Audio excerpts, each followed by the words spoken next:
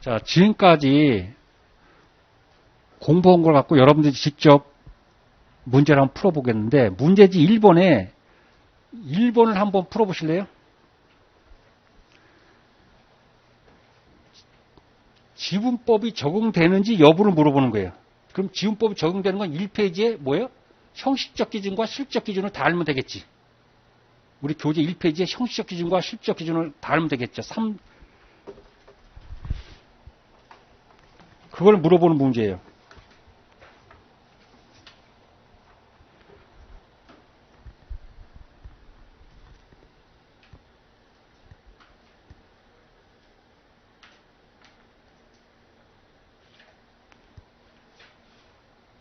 자, G회사가 로즈 회사의 25%를 갖고 있고 J회사에는 18% 갖고 있어요. 근데 둘 다 뭐예요? 시그니피컨트 인플루언스를 행사할 수 있어요, 없어요? 행사할 수 없죠. 그랬을 경우 아무리 지분율이 높아도 문제지 1번이에요. 문제 1번인데 아무리 지분율이 높아도 영향력을 행사하지 못하면 에쿼티 메소드를 적용할 수 있다, 없다? 적용할 수 없죠.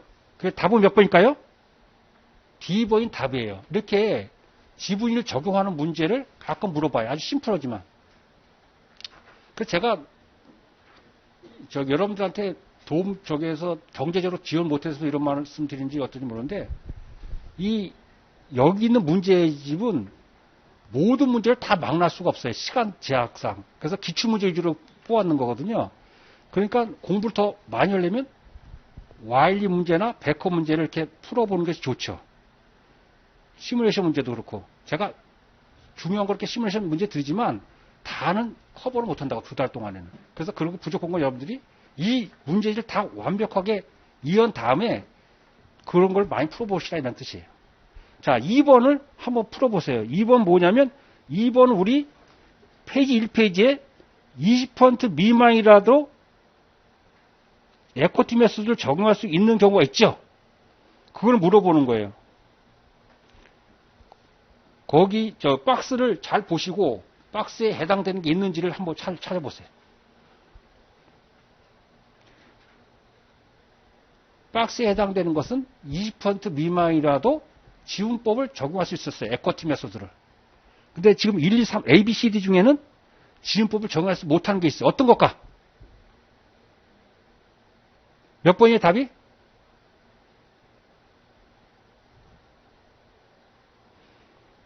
거기 레코멘데이션은 선임하고 다르다 그랬죠? 기억나십니까? 추천하는 거랑 선임하는 거랑 달라요. 그래서 숨은 그림 찾기예요. 숨은 글자 찾기. 그래서 레코멘데이션이 아니고 선임, 이런 게 선임, 일렉션이라든지 이런 게 들어가야 돼요. 그래서 A번이 답이에요. 추천했다고 꼭 선임되는 건 아니에요. 자, 그 다음에 5번에 보시면 제가 문제 푸는 요령을 알려드릴게요. 어드밴스는 시나리오를 만들어야 되기 때문에 문제 지문이 길어요. 문제 지문이 길다고. 정보에게는 문제지가 2줄이면 어드밴스는 기본적으로 짧은 건 5줄, 많은 건 10줄 이렇게 된다고. 그러면 위에서부터 읽어가면 시간이 부족할까 남을까? 부족해요. 왜냐면 다 읽고 나서 또 뭘 물어보는지 모르니까. 그래서 어떻게 된다? 항상 문제 푸는 요령은 A, B, C, D 위에 바로 문제를 요구하는 게 거기 딱 있어. 그럼 A, B, C, D 위에 뭐가 물어봐요, 거기? 연도 말에 가서 인베스트먼트 금액이 얼마냐 이렇게 돼 있잖아요. 그럼 인베스트먼트 금액을 구해야 된다. 그러면 여러분 뭐가 생각나야 돼요? 3페이지에 박스가 생각나야 되지. 3페이지 박스에 그 공식이 생각나야 된다고. 그 공식을 그러면 문제를 영어로 찾는 게 아니고 뭐다? 투자 금액, 넷인컴이 얼마냐, 배당금이 얼마냐, 지분이 얼마냐, 이 4가지 요소만 찾으면 답을 찾을 수 있다 없다. 영어 문제가 아니지. 그래서 이 문제를 푸는 요령을 알면 영어가 필요 없는 게 막 들어가 있거든. 그걸 다 하면 안 된다고, 시간이 없기 때문에. 그래서 3페이지에 그 박스를 벗고 갔다가 답을, 숫자를 갖다 찾아보세요. 투자 금액이 얼마예요? 5번에? 55만 차이나 첫 번째 줄에?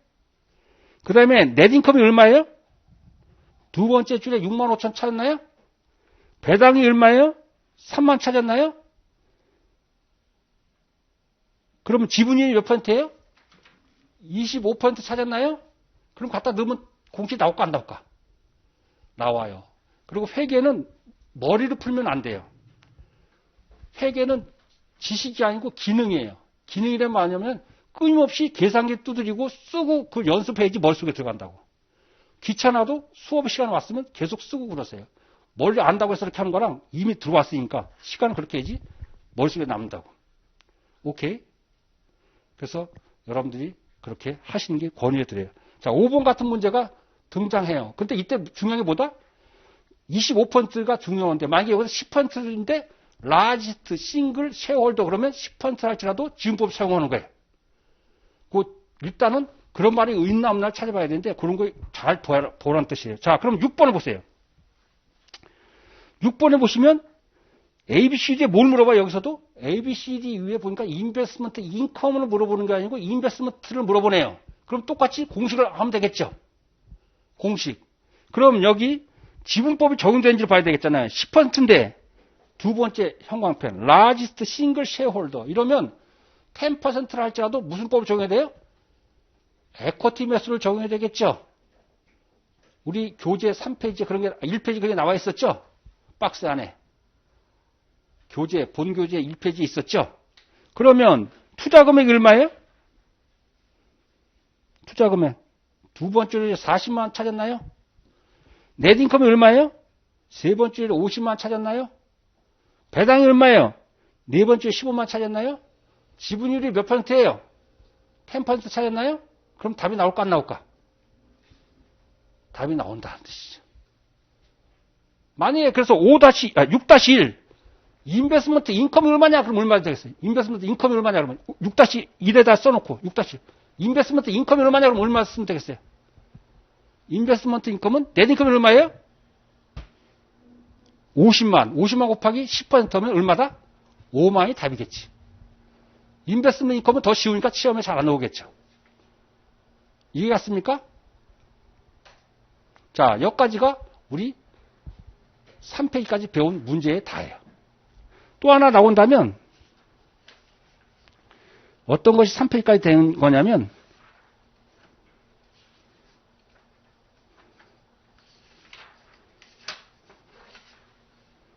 디스코드가 안 나왔네 여기서. 됐어요. 자, 그러면 앞에 와서 3페이지 보시면 3번을 풀 거예요. 3번. 3번에 보시면 문제를 보면 ABCD 위에 뭘 물어봐요? ABCD 위에 토탈 레버뉴를 물어보는 거예요. 토탈 레버뉴. 토탈 레버뉴 물어봐요. 근데 이 회사는 M회사는 프리퍼스 스탁을 20% 보유하고 있고 커먼 스탁을 40% 보유하고 있어요. 그러면 프리퍼스 스탁에서는 배당수익이 있고 보통주 40% 수익은 에쿼티의 그 어크롤 베이시스로 이익이 생기겠죠. 오케이. 여기까지 따라왔습니까? 자, 그러면 세 번째 줄에 우선주는 10% 우선 배당률이 정해져 있어요. 그 다음에 커먼 스탁은 70만 주고 70만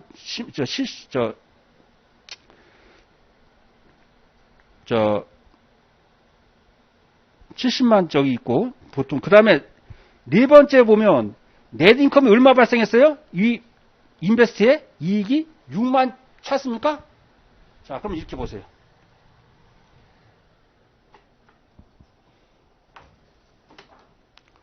이런 문제가 나오면 이렇게 푸는 거예요.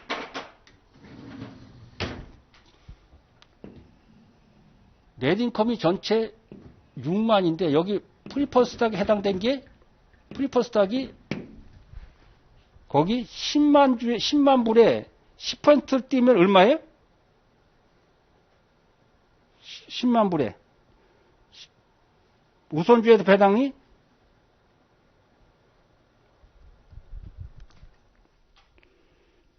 총 6만에서 우선주가 10만 불에 10%면 배당이 얼마였을까요? 배당금이 10만이죠. 우선주 배당금이 10만이라고. 만이라고, 만이 배당금이 됐다고. 10만 불에 우선주인데 곱하기 10% 배당이니까 만이 배당금이잖아요. 자, 그럼 만이니까 여기에 몇 퍼센트를 가져가야 돼요? 20%니까 2천이 우선주 배당 수익이에요. 여기까지 따랐습니까? 그러면 IAC가 얼마예요? IAC가 5만이죠. 왜? 총 넷인컴이 6만인데 이 중에서 보통 우선주의 배당금이 10만을 뛰어갔으니까 IAC는 5만이라고요. 그럼 5만에 이 회사는 몇 퍼센트 지분을 갖고 있어요? 보통 지분이? 5만 곱하기 40%. 그러면 2만이죠. 그러면 토탈 수익은 얼마예요? 2만 2천이 이 회사가 얻는 수익이죠. 우선주에 대해서는 배당 수익, 보통주에서는 에쿼티 지분 수익. 이해 가셨습니까? 요 5만을 뭐라 한다고? 5만을 IAC예요. 그 IAC에 대해서만 지분법이 적용되는 거잖아요. 지분법이 6만 전체 적용된다 하면 안 돼요.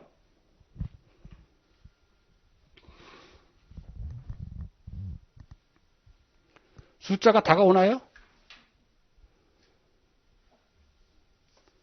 자, 그 다음에 4번을 보시면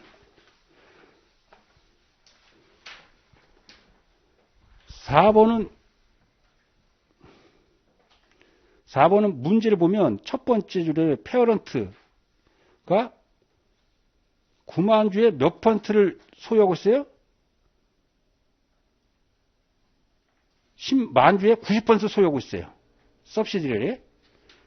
그 다음에 그때 에쿼티가 얼마예요? 15만 불이에요. 근데 이거는 어쨌든 뭐 10만과 5만인데 중요한 거 아니고 이런 거죠. 보세요.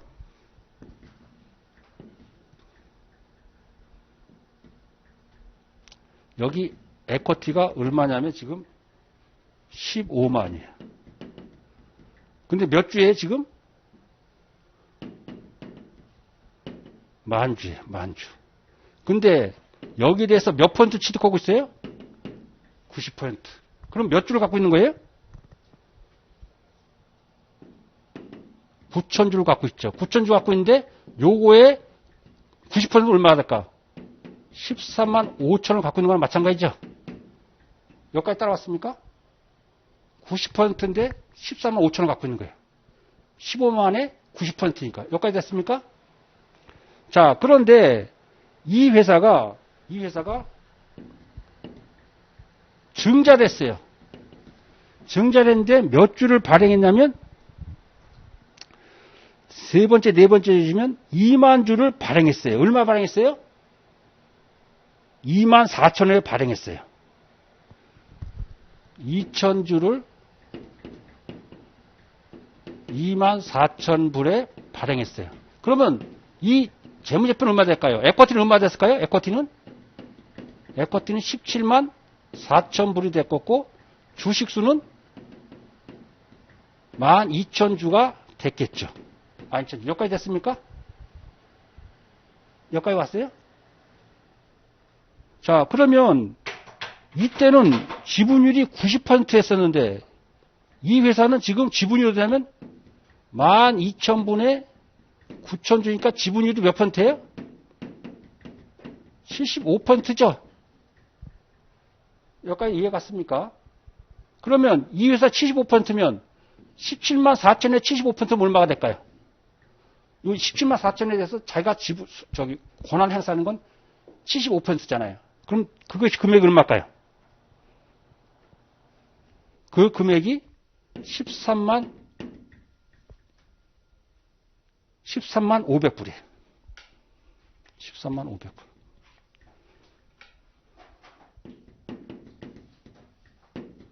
자, 그러면 아까 13만 5천 불 했다가 금액이 13만 500불 바뀌었어요. 그럼 늘었나요? 줄었나? 지분율 변동에 따라서 늘었나요? 줄었나요? 줄었죠? 얼마 줄었어요? 4,500불이 줄었죠. 4,500불이 줄었죠. 찾았습니까? 이거는 거의 뭐 어려운 문제가 아니라고. 계산 쭉 따라가보면 어려운 문제가 아니에요. 그래서 요걸 비교해보니까 마이너스 4,500불이 줄었더라. 이것이 답이에요. 그래서 답은 A번이 답이 되는 겁니다. 숫자가 이해가 안 가는 분 있으면 질문하세요. 넘어가도 될까요? 자, 여기까지가 3페이지까지 배운 걸 풀어본 거예요. 3페이지까지 풀어본 거고 4페이지가 좀 어려웠고 시험에 더 잘 나와요. 4페이지가 에코팀에서 시험이 잘 나오는 건데 우리 교재에 보시면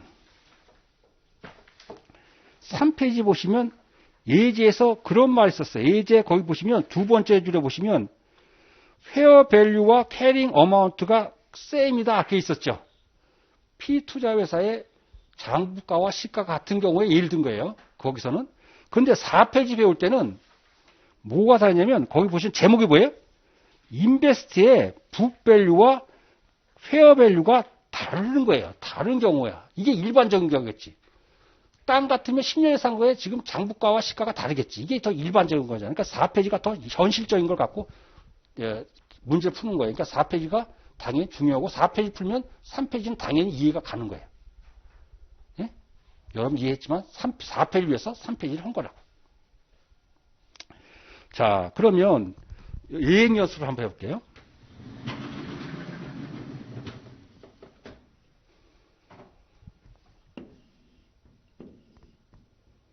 여기 인베스트에 BS가 있고 여기 인베스터에 BS가 있는데 이 지분이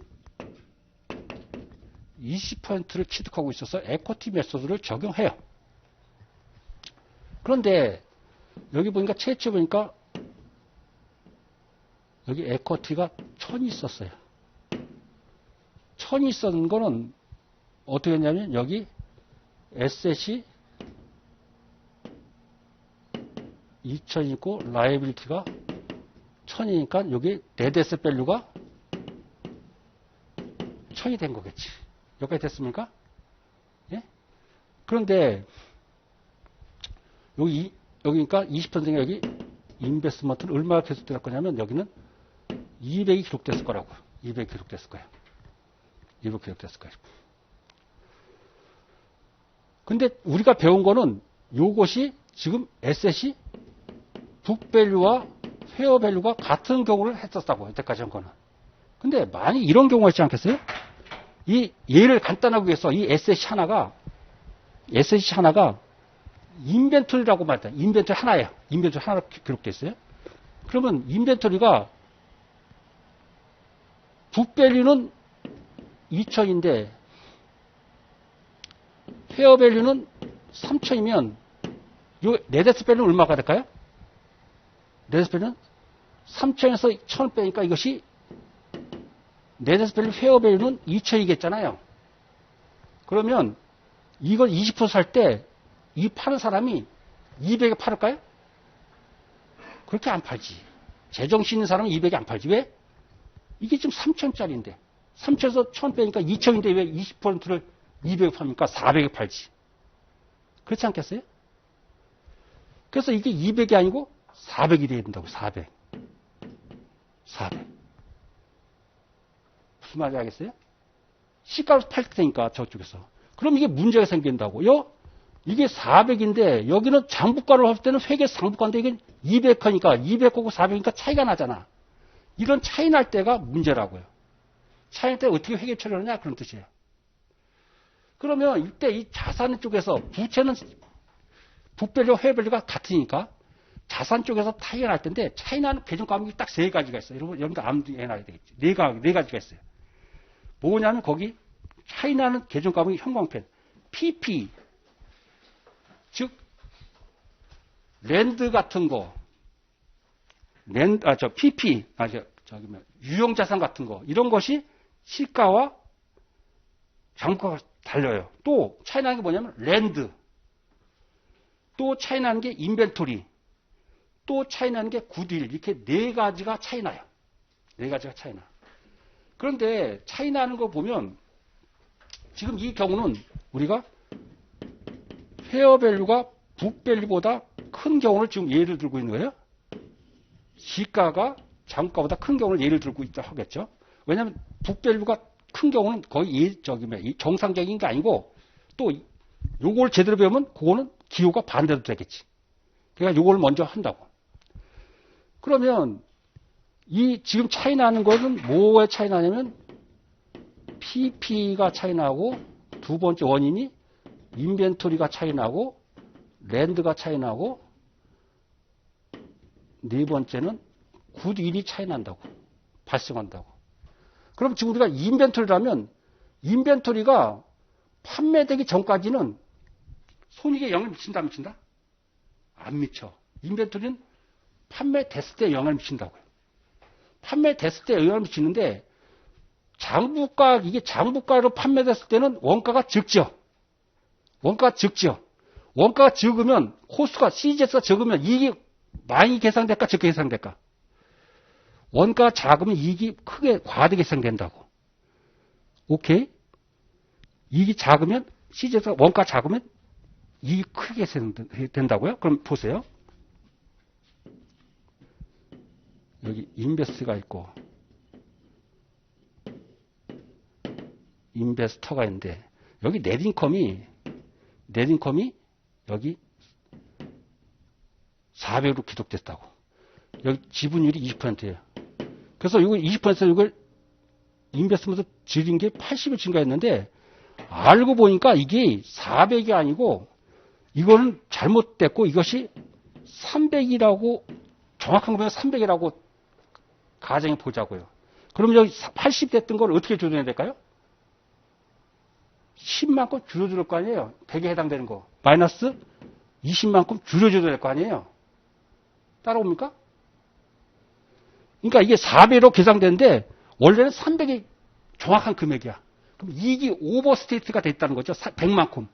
100만큼 이익이 오버스테이트 됐으면 이익을 줄여줘야 되겠지요. 그래 우리 아까 3페이지에서 이 보고 시에 이 페이지 보시면 이 보고 시에 계정을 어떻게 찾았어요? 데빗의 인베스먼트, 크레스의 인베스먼트 인컴이 있잖아요. 근데 이게 만약에 오버가 됐으면 그만큼 줄여줘야 되잖아. 그럼 줄여주려면 어떻게 된다? 이 붕괴를 반대 붕괴해야 될 거 아니에요. 그래서 4페이지 보세요. 4페이지. 4페이지 보시면 피투자자의 비용을 과소원되는 건 이익이 과하게 계산됐다는 거예요. 이익이 과하게 계산됐다는 것은 인베스터 및 인베스트 인컴을 줄여줘야 돼. 그 줄여준다고 뭐다? 반대 붕괴해줘야 된다는 그만큼. 거기까지 따라왔습니까? 이익을 줄여주고 인베스트먼트 줄여주는 거예요. 자, 그래서 거기에 랜드와 인벤토리는 언제 조정해 주냐면 그 형광펜. 판매가 됐을 때, 판매가 되기 전에는 아직 원가가 시가로 잡혔는지 원가로 잡혔는지 구분이 안 된다고. 판매가 될 때 시가로 잡혀야 되는데 원가로 잡혔기 때문에 비용이 과소되어서 이익이 과대하게 계산됐다고. 그래서 조정해 주는 거예요. 언제 조정해 준다? 이걸 시험 문제에 나온다고. 언제 조정해 준다? 판매가 됐을 때. 그리고 옆에 인벤토리 옆에다 쓰세요. 인벤토리 옆에다가. 인벤토리를 만약에 화이포로 기록한다 그러면 이거는 판매된 걸로 간주한다랑 똑같은 거예요. 인벤토리가 화이포로 처리한다 그러면 뭐냐면 선입선출 부분들은 건 이미 있었던 거, 최초 있었던 거 판매됐다가 안 됐을까? 당연히 판매가 되지. 기초에 있는 것은 당연히 판매되지. 그러니까 인벤토리에서는 판매됐다고 솔드 됐다는 표현 대신에 뭘 쓴다? 화이포를 적용한다 그러면 여러분들은 아 인벤토리는 판매됐구나. 그래서 이것은 조정해졌구나. 그걸 갖다가 여러분들 눈치채야 된다는 말이에요. 오케이? 랜드는 판매된지 여부를 명확하게 준다고. 판매됐다고 그러면 조정해 주는 거예요. 그 다음에 PPE는 목적이 판매용으로 하는 거예요? 사용 목적이에요? 사용 목적이죠. 그러니까 이건 PPE는 손익에 영향을 미치는 건 잔액에 영향을 미치는 것이 아니고 감가 상각된 금액만큼 영향을 미친다고 손익이. 근데 이것도 PP도 장부가에 거면 감가 상각이 많이 될까 적게 될까? 시가보다. 감가상각이 원래 시가로되는데 장가로니까 적게 되겠지. 감가상각이 적게 되면 이익이 과대하게 상되겠지. 그래서 그만큼을 줄여줘야 되겠지. 그런데 거기 조항이 뭐냐면 PP는 지분율을 고려해 유스풀 라이프 기간 또 이거 유스풀 라이프 기간의 현관편. 그런데 그거에 뭐냐면 정확하게는 오리지널 리메이닝 유스풀 라이프. 그러니까 리메이닝을 앞에 쓰라고. 오리지널 유스풀 라이프가 아니고 이 지분을 취득했을 때 자녀 내용연수 기간에 걸쳐서 상각해 주는 거예요. 자녀 내용연수. 언제? 최초 유스풀 라이프가 아니고 뭐다? 리메이닝 유스풀 라이프 기간 동안에 삼각해 줘갖고 그 금액만큼 조정해줘라 그런 거예요. 그 다음에 굿윌은 조정해준다 안 해준다. 그 형광펜. 조정 없음 이렇게 했어요. 조정 없음. 조정 없음. 뭐 여쭤저쩌 썼는데 조정하지 않는다. 그게 답이에요. 특별한 경우는 임페어먼트만 경우에만 하는데 우리 시험에서는 그런 거 문제 안 나오니까 뭐다? 굿윌에 대해서는 조정한다 안 한다? 굿윌은 조정하지 않음. 그것이 다 그냥 알고 있으면 돼요. 굿윌은 조정하지 않는다. 그런 뜻이에요. 그러면 그 밑에 보면 페어밸류가 북밸류보다 큰 경우가 형광펜 치세요. 지금 우리가 페어밸류가 북밸류보다 큰 경우니까 만약에 페어밸류가 북밸류보다 작은 경우는 뭐다? 이 부호가 전부 다 플러스가 마이너스 되겠지. 자, 그러니까 그 경우 페어밸류가 북밸류 큰 경우는 비용이 과소돼서 필수자에서 이익이 과대 대상 때문에 인베스먼트 금액을 줄여주고 인컴도 감소시켰어요. 만약에 요 경우는 어떨까? 요 경우는 둘 다 늘려야 돼요. 둘 다 증가시켜줘. 인베스먼트도 증가시키고 인컴도 증가시켜줘야 돼요. 만약에 페어밸류가 작은 경우는 북밸류보다. 이해 갔어요? 지금 그 분계가 페어밸류가 북밸류의 경우는 인베스먼트 인컴도 줄여주고 인베스도 줄여줬지만 만약에 페어밸류가 작다고 문제에서 주면 그런 경우는 안 나오겠지만 그런 경우는 인베스먼트가 데비스의 인베스먼트, 크레스의 인베스먼트 인컴으로 둘 다 증가시켜준다는 뜻이에요. 오케이. 들어갔죠? 자, 그래서 이것도 이게 시험에 더 잘 나와.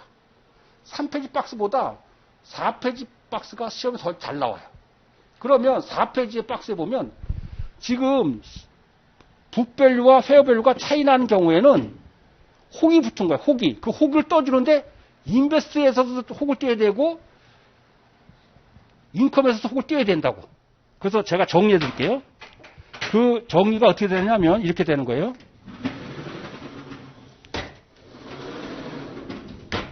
그거를 잘 보세요. 페어밸류가 북밸류보다 큰 경우 이때 인베스먼트 금액을 구하라.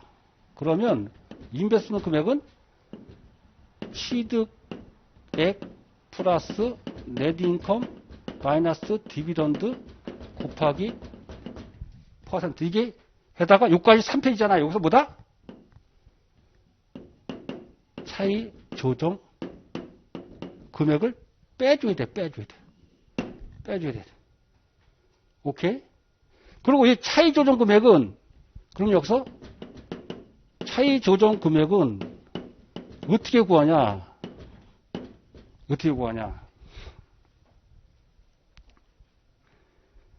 거기 보면 PP는 어떻게 한다? PP의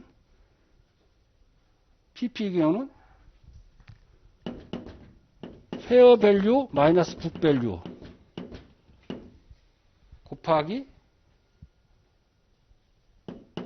지분율 곱하기 리메이닝 유스풀 라이프 분의 1 하면 돼. 리메이닝. 오리지널이 아니라고. 만약에 인벤토리나 랜드는 어떻게 된다? 랜드는 페어밸류 마이너스 북밸류 곱하기 지분율 하면은 요 차이 조정 금액이 나와요. 됐습니까?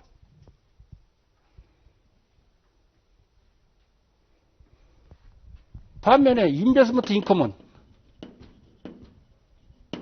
인컴은 net 인컴 곱하기 지분율 마이너스 차이 조정 금액을 해주면 돼요. 요만큼을 빼주는 거예요. 요만큼. 3페이지의 공식하고 4페이지는 뭐다? 마이너스가 더 붙었죠. 마이너스 더 붙었죠. 오케이? 오케이 쓰지 말라고 그러더라고, 어떤 학생들은. 듣기 싫다고. 그래서 자꾸 입이 배갖고 잘 안 되네. 고치려고 그러는데. 여기까지 따라오셨습니까? 그러면, 우리 시험에서는 이렇게 안 나오겠지만, 만약에 페어밸류가 붓밸류보다 작은 경우도 있을 수 않겠다. 작은 경우도 있겠잖아요. 네? 그러면 여기서 뭐가 나타나냐면,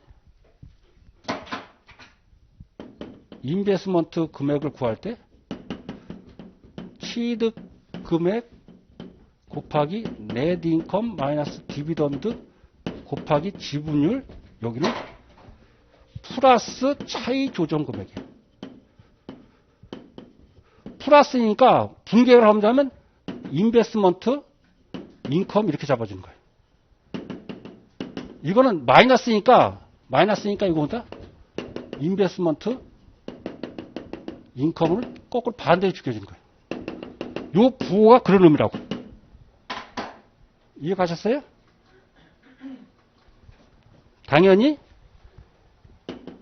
인베스트먼트 인컴은 net 인컴 곱하기 퍼센트 플러스 차이 조정 금액이 되겠다.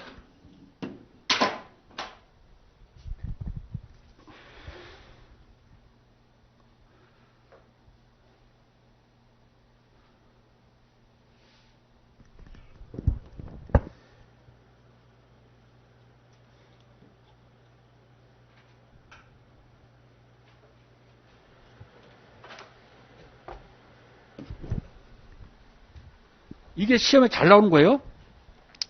지금 그 반 페이지밖에 안 됐지만, 반 페이지 됐지만, 이거 시험에 잘 나오는 거예요. 그러면 우리 시험에서 나오냐?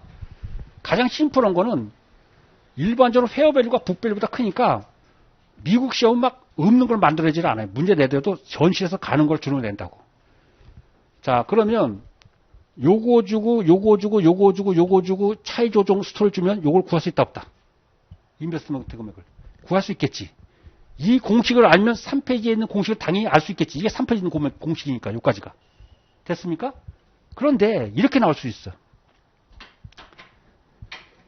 요걸 주고, 요걸 주고, 요걸 주면,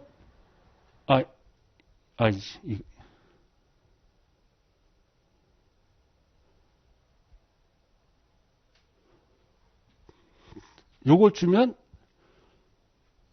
요걸 주면은, 요걸 찾으라고 문제가 나올 수 있다, 요거. 무슨 말인지 알겠어요? 그러니까 무슨 얘기냐면, 요걸 주고, 숫자를 주고, 인베스트먼트 금액을 주고, 취득 금액 주고, net 인컴 주고, 디비전드 주고, 요걸 준 대신에, 요걸 준 다음에, 요걸 구하라고 줄 수 있다고, 요걸 구하라고. 구할 수 있겠죠. 요게 여기 대입되는 거니까. 그러니까 어쨌든 이 숫자를 갖고 이 공식을 갖고 보는 거예요. 나중에 이제 문제를 풀면 돼. 그렇게 나올 거니까. 그래서 요거를 여러분들이 꼭 알고 있어야 된다는 뜻이에요. 자, 다시 한번 정했는데 P투자회사의 붓밸류와 페어밸류가 차이 나는 계정값이 뭐가 있다? PP 인벤토리, 랜드, 굿일이 발생하는 경우. 그런데 그때 언제 조정하느냐? 언제 조정하가 중요해. PP는 감가상각이 이루어지는데 오리지널 유스풀 라이프가 아니고 리메이닝 유스풀 라이프 기간 동안에 조정해주고, 랜드와 인벤토리는 판매가 이루어지지 않으면 조정 안 해주는데 판매가 이루어지면 그때 조정해준다. 굿일은 조정해준다 안 해준다? 굿일은 조정해주지 않는다. 그래서 붓밸류보다 페어밸류가 큰 경우는 그 박스 안에 공인데 거기 형광펜 뭐다?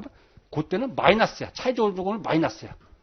만약에 붓밸류보다 페어밸류가 작으면 그 마이너스가 아니고 뭐다? 그게 마이너스가 아니고 플러스로 바뀐다.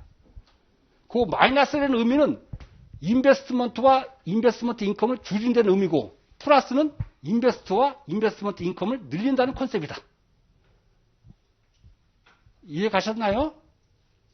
자, 그러면 지금부터 그 예제 이그젠플인데 이 이그젠플은 여러분들이 머릿속에 시나리오를 이런 문제가 나오니까 숫자만 바뀌니까 나오니까 여러분들이 굉장히 익숙해지는 게 좋겠죠.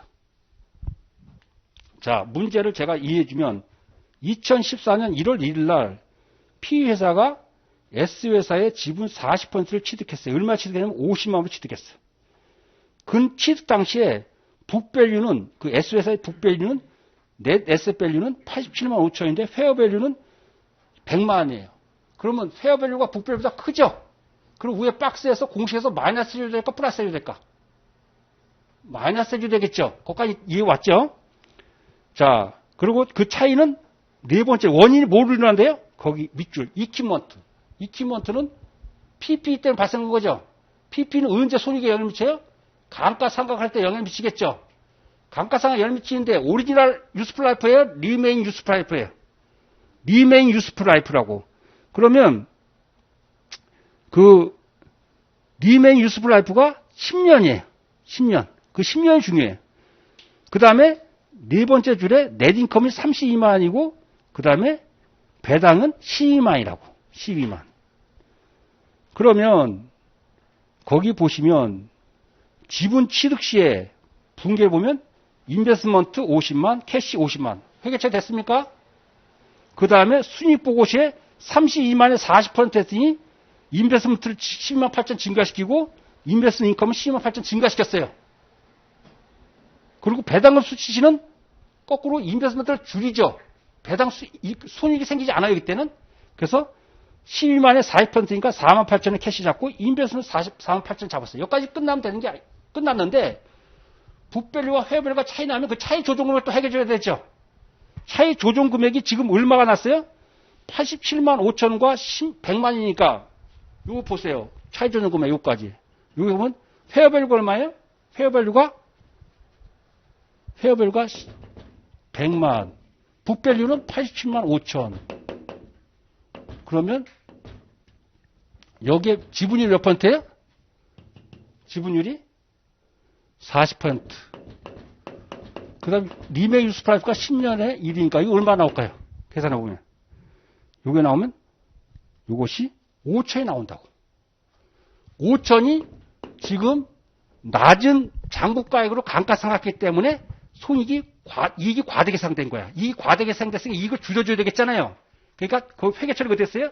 맨 마지막에 형광펜하고. 페어밸류 북배 차이는 인베스트먼트 금액을 5천을 줄여주고 인컴도 5천 줄여줬다고.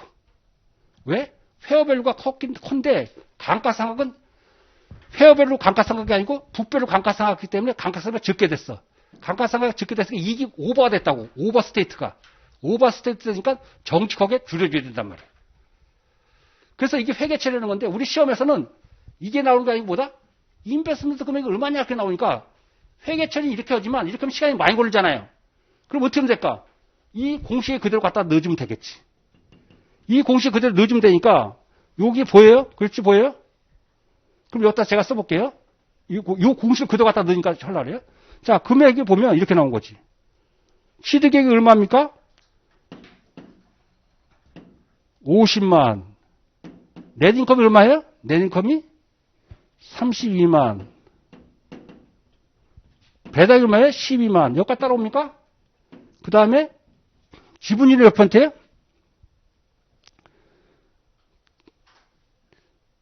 지분율이 40%. 그 다음에 차이조정을 빼야 되겠죠? 차이조정 금액은 100만 불 마이너스 87만 5천 불 곱하기 40%에 곱하기 10분의 1 하면 이게 얼마 나온다? 이게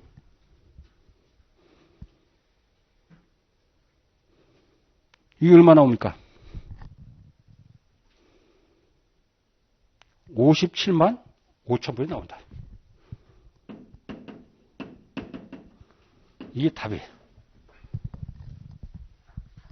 그럼 인베스트먼트 인컴은 얼마입니까? 그럼 인베스트먼트 인컴은 얼마가 될까요?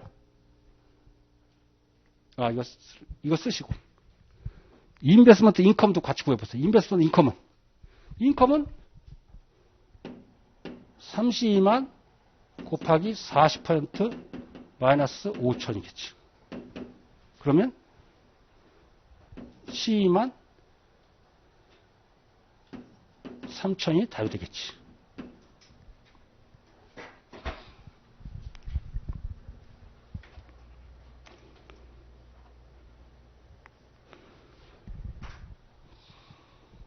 글씨 안 보이는 것은 말씀하세요.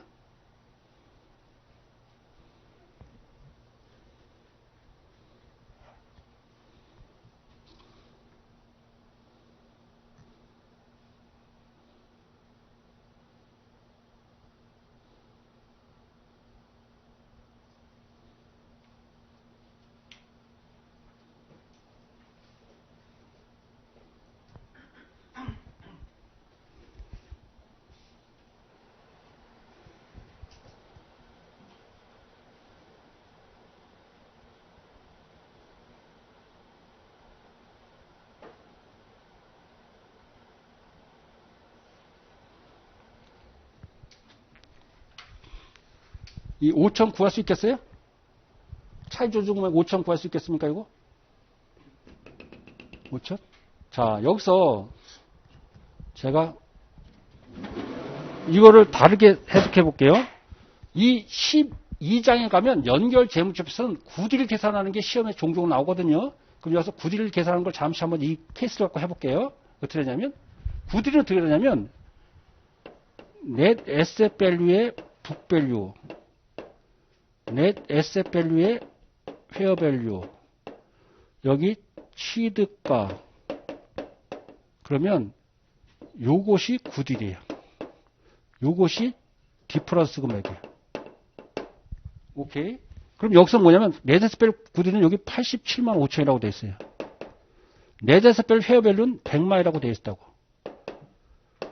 그 다음에 취득 금액은 얼마냐면 취득 금액은 50만이라고 되어 있어요. 50만. 50만 이렇게 되는데 이거에 87만 5천에 전부 다 자기 겁니까? P투자에서의 장부가액이? 네데스밸류가? 아니지. 여기 몇 퍼센트? 40%만 자기 거잖아. 지분율이니까. 그러면 이건 얼마가 되냐면 이거는 35만이 돼요. 35만.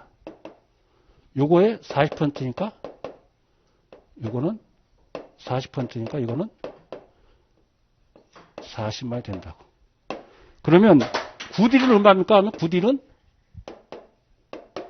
10만 불이 구딜이에요. 이거는 생각한다 안 한다? 생각 안 해. 그럼 요 차이 금액 얼마나 난다? 지분율에 차이 나는 금액은 여기 5만 차이 나죠. 5만. 근데 아까 우리가 하는 거는 매년 1년에 다 그걸 차이 조정하는 게 아니고 감가상각 연도 리메인 유스풀 라이프 기간에 걸쳐서 생각하니까 10분이 넘으면 이것이 5천을 차이 조정금액을 계산한 거예요. 5천을 차이 조정금액을 계산한 거라고. 이것도 시스템도 알아두세요. 이거 12장에 가서 이런 방법으로 풀어요. 문제를. 구딜 계산할 때. 여기서는 구딜이 탑픽이 아니기 때문에 구딜을 계산 안 했지만 똑같이 12장 가서는 구딜을 저렇게 계산한다고. 이것도 이렇게 한번 써놓으세요. 정리해 놓으시라고.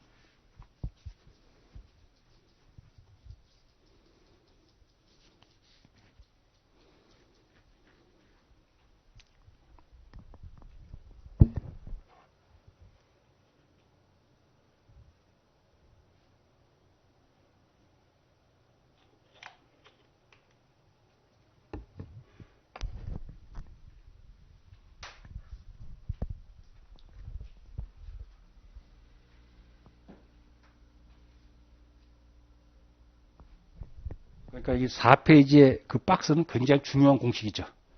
4페이지 박스를 암기하고 계시면 3페이지는 저절로 온 거잖아요. 그러니까 4페이지 박스 같은 거 이렇게 메모해 놓으면 1장에서는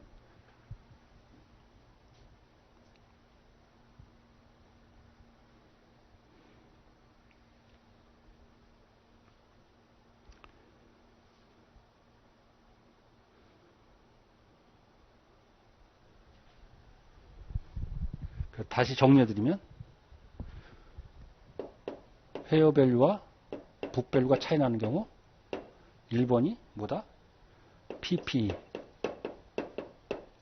리메이 유스풀 라이프 기간 동안 인벤토리 랜드 세일시 굿일은 조정 안함.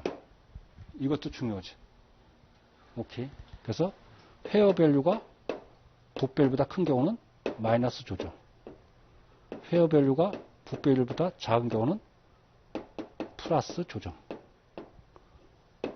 이게 다 아니에요? 지금 한 게? 이게 다죠, 지금 4P 정도.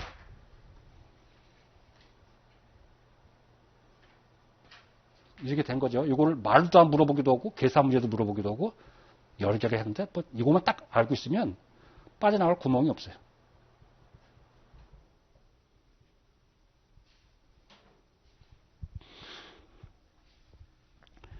그러면 이 4페이지를 갖고 문제를 한번 풀어보자고요.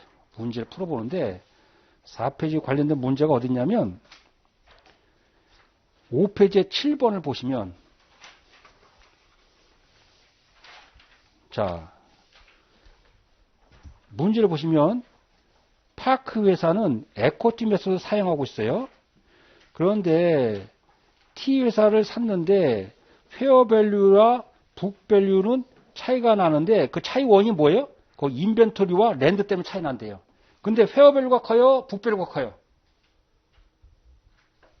북 밸류보다 페어 밸류가 크죠. 캐링 어마운트가 북 밸류거든. 캐링 어마운트를 초과한대. 그러니까 페어 밸류가 크죠. 그러면 인벤토리는 파이퍼니까 거기 뭐라 했어요? 그건 세일과 같은 의미라 그랬죠. 파이퍼 이퀄 여기서는 세일이에요. 세일이라고 같은 해놓으세요. 그것도 메모를. 나중에 지나가면 몰라. 기억이 안 나요. 파이퍼는 세일하고 같은 뜻이에요. 여기서는. 그럼 랜드는 판매됐다는 게 있나 없나? 지문에 없죠. 인벤토리는 판매됐나 안 됐나? 판매됐죠. 왜? 파이퍼가 판매됐다 그러는 거니까. 그러면 랜드는 영향 미칠까 안 미칠까? 조정해줄까 안 해줄까? 조정할 필요가 없죠. 판매 안 됐으니까. 그게 노 이펙트지. 근데 인벤토리는 조정을 해줘야 되겠죠. 왜? 판매됐으니까. 그럼 이거는 플러스 해줘야 될까? 마이너스 해줘야 될까? 인베스먼트를. 만약 그런 문제가 나온다면. 이건 마이너스 해줘야 되겠죠. 왜? 페어 밸류가 크니까. 그러니까 거기다가 쓰세요. 거기 디크리스라고 되어 있지. 디크리스잖아. 그래서 디크리스. 만약 이것이 페어 밸류가 작다 그러면 디크리스가 아니고 뭘까요? 인크리스가 되는 거지. 인크리스가. 그러니까 7-1 만약에 페어 밸류가 작다면 북 밸류가 작다면 인크리스가 답이 되는 거예요. 인크리스가. 7-1 만약에 페어 밸류가 북 밸류 작다면 인크리스. 인벤토리에 대해서는 인크리스가 답이 된다는 거예요. 여기까지 됐습니까? 자, 그 다음에 8번. 8번은 여러분들이 직접 풀어보실래요? 4페이지 박스를 보고 풀어도 관계없어요. 지금 연습이니까. 외운 분들은 굳이 볼 필요 없지만 요거는 뭐다?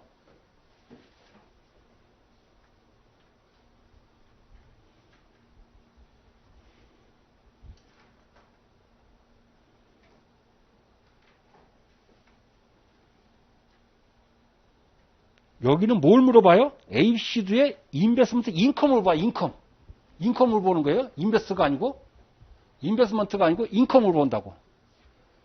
그러면 조정할 게 두 개가 나오겠네요. 세 번째 조정 보니까 플랜트와 인벤토리.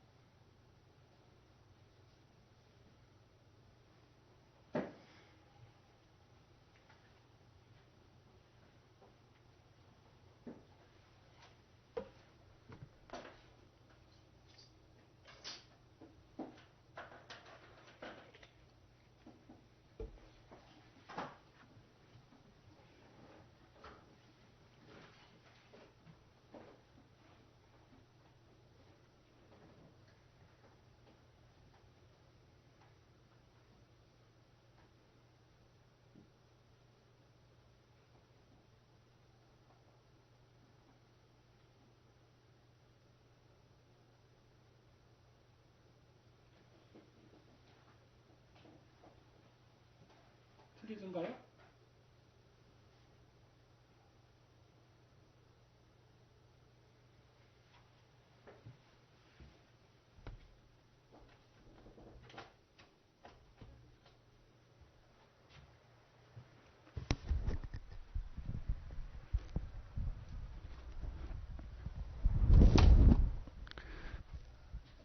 풀었어요? 그럼 제가 한번 같이 풀어볼까요?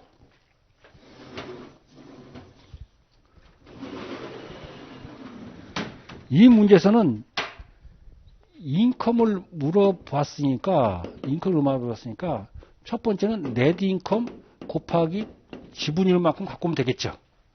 그 네트 인컴이 얼마냐면 12만이에요. 곱하기 40%라고. 그런데 이 문제에서는 지금 페어밸류가 북밸류보다 크다고 그랬어요. 크다고 했으니까 종목이 뭐냐면 PP와 인벤토리가 있다 그랬어요. PP는 인벤토리는 솔드가 됐고 PP는 리메인 유스풀 라이프가 18년이라고 줬어요. 여기까지 됐습니까? 차이나는 금액이 얼마냐면 차이나는 금액이 9만이고 만이라고 그랬어요. 여기까지 됐죠? 그럼 여기다가 크니까 마이너스예요. 페어밸류가 부패가 크니까 마이너스라고. 그러니까 9만에 18분의 1 마이너스 인벤토리는 만에 여기다 지분율을 곱하기 40% 해야 되겠지. 만에 곱하기 40%.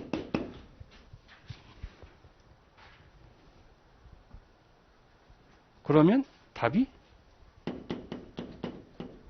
4만 2천이 답이 나오는 거겠죠. 지금 4페이지에 공식 갖다 넣으면 나온다 안 나온다? 나오겠죠. 만약에 예를 들어서 8-1 페어밸류가 북밸류보다 작다. 그럼 어떻게 돼? 이거 플러스로 해주고 이것도 플러스 해줘야 되겠지. 페어밸류가 북밸류보다 작다면 플러스 해줘야 돼.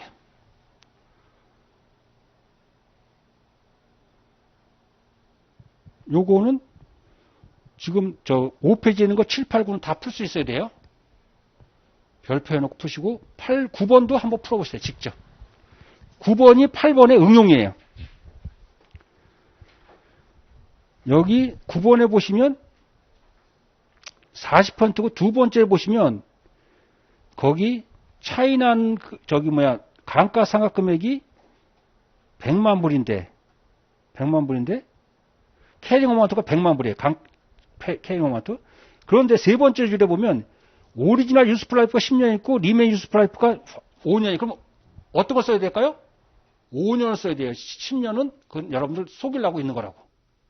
거기에 쏘가 나오면 안 되겠지. 그 다음에 그래서 상각된 금액이 얼마예요?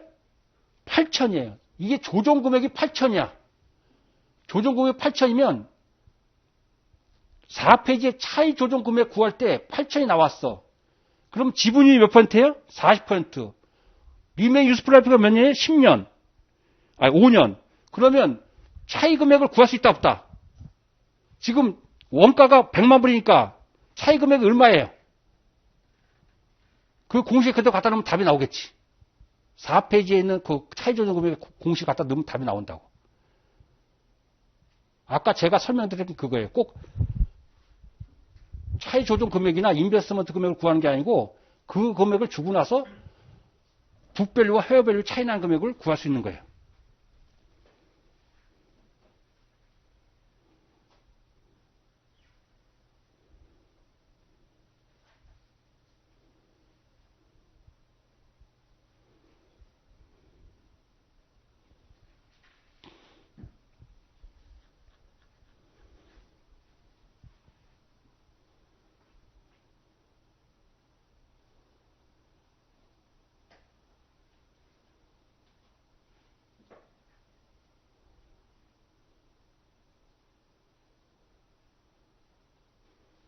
차이 조정 금액이 얼마 줬어요? 차이 조정 금액 5천 줬죠, 5천. 8천 줬죠, 8천. 그러면 시가를 구할 수 있을까 없을까? 시가가 얼마야 돼요?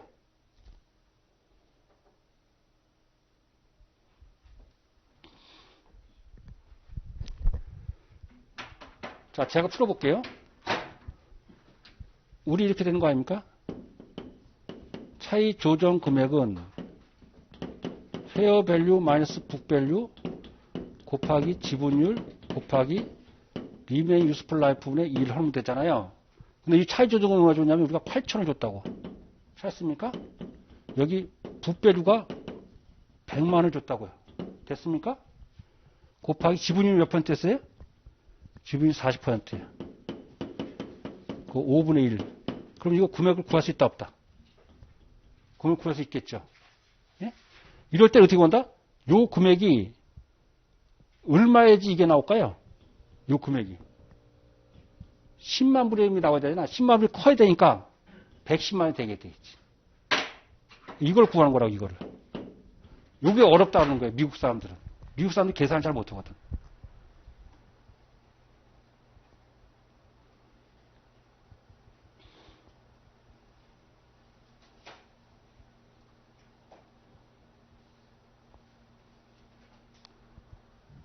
팔 번 문제가 약간 뒤틀린 문제가 9번 문제예요. 할 수 있겠습니까? 그래서 에쿼티 메소드에 가장 시험에 많이 나오는 게 지금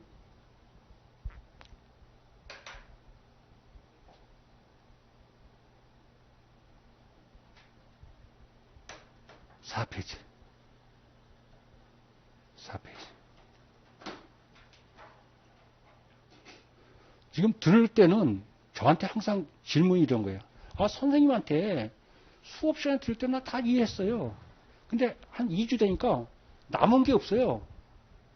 이게 어드밴스 휘발성이 강하거든. 그러니까 한 이틀만 지나면 다 이게 머릿속에 사라져요. 이게 뭐랑 똑같냐면 회계가 랭귀지거든. 회계 언어거든요. 처음에 이번에 여러분들 중학교 갔을 때 단어 외우면 금방 외워지던 거 한 번 들으면 한 번 듣는데 다 외워주는 사람 별로 없죠. 막 여러 번, 10번 쓰고 20번 쓰고 그래야지 막 머릿속에 남잖아. 그것도. 한 달 지나면 또 없어졌잖아. 그럼 이것도 뭐다? 회계도? 회계도 제가 가르쳐 주는 거는 이해시키는 거예요. 좀 더 암기하는 방법을 알려주는 거고. 실질적으로 시험 가장 잘 보는 방법을 제가 알려드릴게요. 이런 공식 같은 걸 딱딱딱 외우잖아요. 그럼 영어를 모르더라도 아, 무슨 숫자가 하는 걸 똑똑똑 찾아낸다고. 근데 그런 게 딱 없으면 문제를 보면 뭐가 있는지 그걸 허걱거린다고요. 그래서 제일 좋은 거는 언어니까 언어는 뭐예요? 사는 방법은 리피트예요. 리피트. 그래서 4페이지까지 배운 것보다 요점이 4페이지 박스는 여러분들이 암기해 놓으면 문제 쉽게 풀 거고 그렇지 않으면 전부 다 회계처리해서 문제 풀려면 굉장히 힘들 거다 그런 뜻이에요. 그러니까 4페이지 박스가 굉장히 중요한 박스죠. 제가 만들어냈지만. 그러니까 나중에는 4페이지 박스를 보고 거꾸로 언제 조정해주는 원인이 언제냐 그러면 개정 과목 또 언제 하지냐 그러면 판매 때 또 감가상각할 때 감가상각은 오리지널이 아니고 뭐다? 리메인 유스풀 라이프 그리고 언제는 빼주고 언제는 더해주냐? 페어밸류가 클 때는 빼주고 페어밸류가 작을 때는 둘 다 더해주는 거예요. 인베스트먼트나 인베스트먼트 인컴이나. 그러면 지금까지 배웠던 저희가 다 하는 거예요. 그러면 여기서 모든 문제를 다 커버했냐? 이것이 거의 대표적인 문제예요. 근데 이걸 조금 더 막 변형시킨 게 있겠지. 그럼 여기서 제가 다 커버를 못 드려요. 그럼 어디서 된다? 여러분들이 와일드 문제지를 보든지 베커 문제지를 보든지 그래서 또 하는 거예요. 근데 이걸 딱 하고 나서 그걸 보잖아요. 그럼 신고. 아, 이것도 이건. 근데 뭐다? 문제는 시험장에 갔을 때 자기가 한번 풀어본 문제는 당황한다 안 한다? 당황하지 않아요. 근데 조금이라도 틀리면 당황할 수가 있거든. 그래서 문제를 많이 풀어본 사람이 위너예요. 왜? 이건 문제 출제내식이 나오기 때문에. 그리고 저도 이제 파트마다 시뮬레이션 문제도 갖다 드리겠지만 시뮬레이션 문제가 제가 풀어 쓰는 건 한계가 있겠잖아요. 시간상. 그럼 어디겠다? 베커나 와일드 문제는 다 있어요. 제가 판매 그런 건 아니지만 저 학원에서 저거 뭐죠?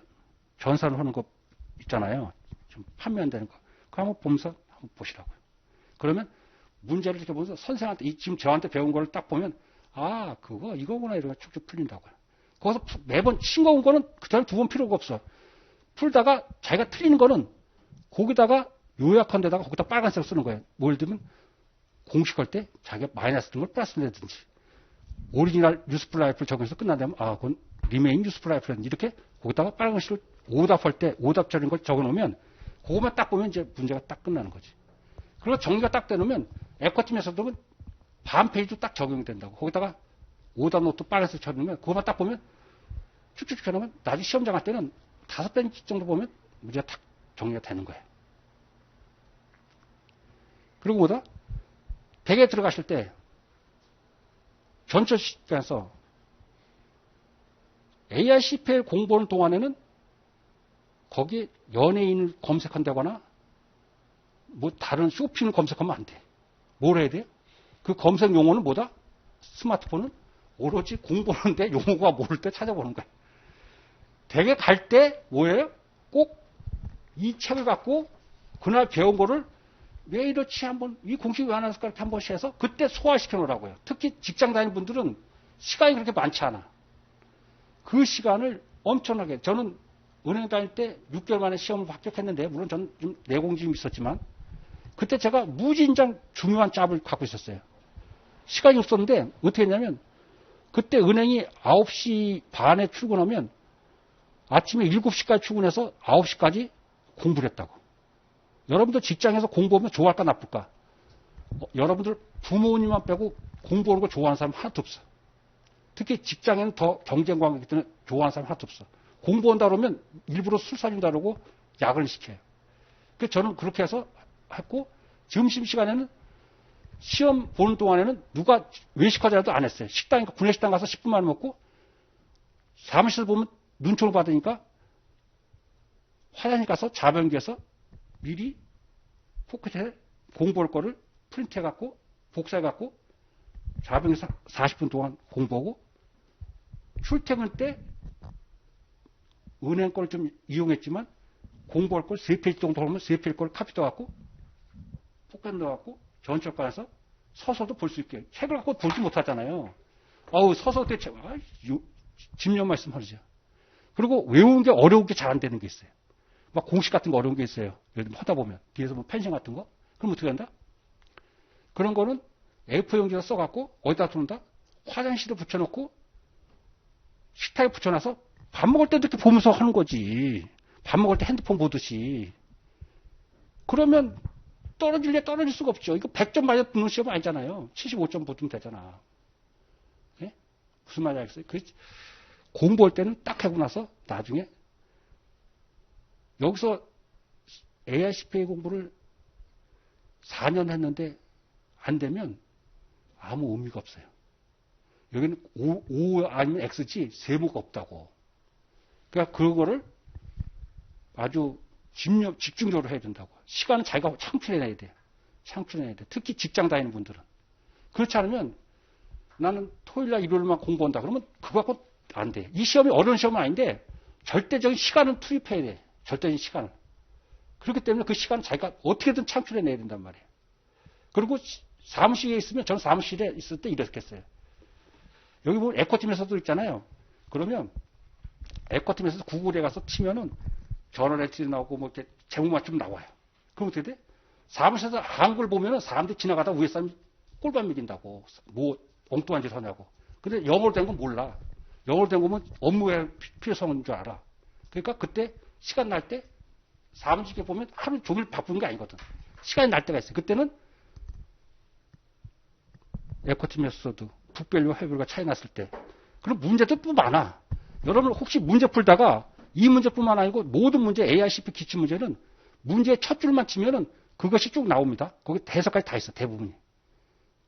모든 시험 문제가 이런 문제도 여기 쳐보면서 제 설명이 부족하다고 생각하면 이거 첫 줄만 쳐갖고 구글 검색해보세요. 그 문제가 그대로 있다고. 답도 해설 다 있어. 모든 문제가 다 그래 거기. 예? 미국 문제는 해설이 좀 약간 더 어려운 경우도 있지만 어쨌든 다 있다고. 그러니까 여러분들이 관심을 갖고 시간을 창출하라고. 이 시험 보는 동안에는 친구 결혼식도 아주 절친한 친구 아니면 가면 안 돼. 경찰서 다 따라다니고 나서는 공부 이거 안 돼. 그래서 1년 동안 안 만났으니까 친구가 사이가 벌어졌다. 그러면 그런 친구는 친구가 아니야. 예? 무슨 말 하겠어요? 아주 그렇게 정신을 단단히 먹고 해서 한번 볼 때마다 돈도 많이 들어가고 들어가니까 여러분들이 철저하게 해야 된다는 뜻이에요. 알겠습니까? 저 선생님이 저렇게 얘기하지 말고 제 말을 딱 들어가고 합격하면 또 기분이 달라져요. 10분 쉬었다가 마지막 탑픽합니다.